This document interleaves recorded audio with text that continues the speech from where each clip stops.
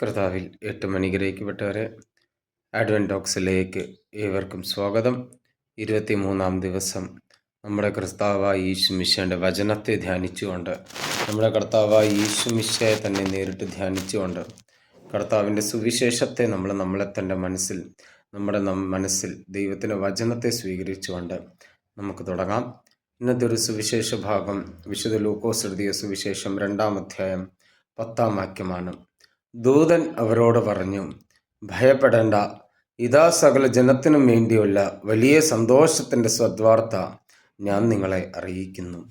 അപ്പം ദൂതൻ ഇവിടെ പറയുന്നൊരു വാക്യമാണ്, ഭയപ്പെടേണ്ട, സകല ജനത്തിനു വേണ്ടിയുള്ള സദ്വാർത്ത നിങ്ങളെ അറിയിക്കാൻ പോകുന്നെന്നാണ് ദൂതൻ പറഞ്ഞിരിക്കുന്നത്. പ്രിയമുള്ളവരെ, നമ്മൾ മനസ്സിലാക്കുക, ആദ്യമേ തന്നെ കർത്താവായ യേശുമിശിഹാ ഈ ലോകത്തിലേക്ക് കടന്നു വരുന്നത് നമ്മളെ ആരെയും ഭയപ്പെടുത്താനല്ല. കർത്താവായ യേശുമിശിഹാ ഈ ലോകത്തിലേക്ക് കടന്നു വരുന്നത് നമ്മളെ ആരും പ്രശ്നത്തിലാക്കാൻ വേണ്ടിയല്ല.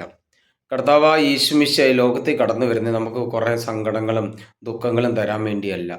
ഇന്നായിരിക്കുന്ന സങ്കടവും ദുഃഖത്തിൽ നിന്നും, ഈ ഭയത്തിൽ നിന്നും, ഇന്ന് അനുഭവിക്കുന്ന വിഷമത്തിൽ നിന്നും, സാമ്പത്തികമായ പ്രശ്നത്തിൽ നിന്നും, എല്ലാ കുടുംബത്തിലുണ്ടാകുന്ന എല്ലാ പ്രശ്നത്തിൽ നിന്നും പൂർണ്ണമായ മോചനം നൽകാൻ വേണ്ടിയാണ് കർത്താവ് കടന്നു വരുന്നത്.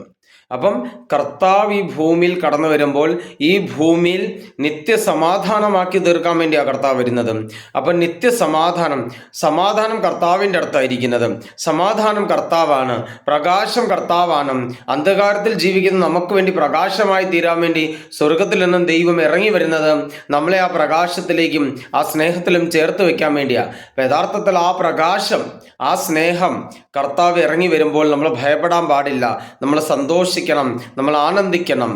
രണ്ടാമത്തെ ഒരു കാര്യം നമുക്ക് മനസ്സിലാക്കണം, സകല ജനത്തിനു വേണ്ടിയുള്ള ഒരു സദ്വാർത്തയാണ്, സന്തോഷത്തിൻ്റെ വാർത്തയാണ്. ആദ്യം മനസ്സിലാക്കണം, ഈ സദ്വാർത്ത അല്ലെങ്കിൽ ഒരു സുവിശേഷം, കർത്താവ് തന്നെ ഒരു സുവിശേഷമാണ്. അപ്പോൾ കർത്താവ് ഒരു സുവിശേഷമായി തീരുമ്പോൾ, കർത്താവ് വചനമായി തീരുമ്പോൾ, കർത്താവ് വചനത്തിൽ കൂടെ രക്ഷയായി തീരുമ്പോൾ, ആ രക്ഷ നമ്മുടെ ജീവിതത്തിലേക്ക് കടന്നു വരുമ്പോൾ നമ്മൾ അനുഗ്രഹിക്കപ്പെടുകയാണ്, നമ്മൾ സൗഖ്യം പ്രാപിക്കുകയാണ്, നമ്മൾ ശുദ്ധീകരിക്കപ്പെടുകയാണ് ചെയ്യുന്നത്.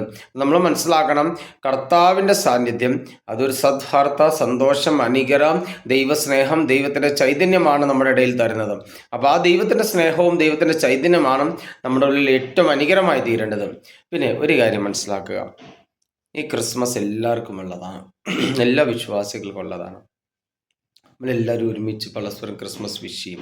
അപ്പോൾ നമ്മൾ മനസ്സിലാക്കണം, വിശ്വാസിയോ എന്നൊന്നല്ല, എല്ലാവരും ഈ ലോകത്തിൽ ആഘോഷിക്കുന്ന ഒരു വലിയൊരു എന്തൊരു ഫീസ്റ്റാണ് ക്രിസ്മസ്.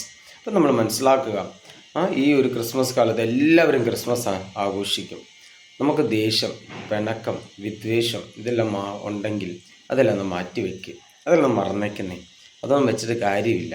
അതെല്ലാം ചുമ്മാ ഒരു താൽക്കാലികമായ സുഖം, വാശിയാണ്. അതെല്ലാം ഒന്ന് ഉപേക്ഷിക്കുക, യഥാർത്ഥത്തിൽ സ്നേഹിക്കുക. ദൈവം സ്നേഹമാകുന്നു. നമ്മൾ കർത്താവിനോട് ഈ ക്രിസ്മസ് സമയത്ത് പ്രത്യേകം പ്രാർത്ഥിക്കാം, കർത്താവെ, നിന്നെ പോലെ സ്നേഹിക്കാനും നിന്നെ പോലെ കൃപയിൽ ജീവിക്കാൻ എന്നെ പഠിപ്പിക്കണമെന്ന് നമുക്ക് പ്രാർത്ഥിക്കാം. കർത്താവ് അനുഗ്രഹിക്കട്ടെ. തമ്പുരാൻ കൂടെ ഉണ്ടാവട്ടെ. ആമേൻ.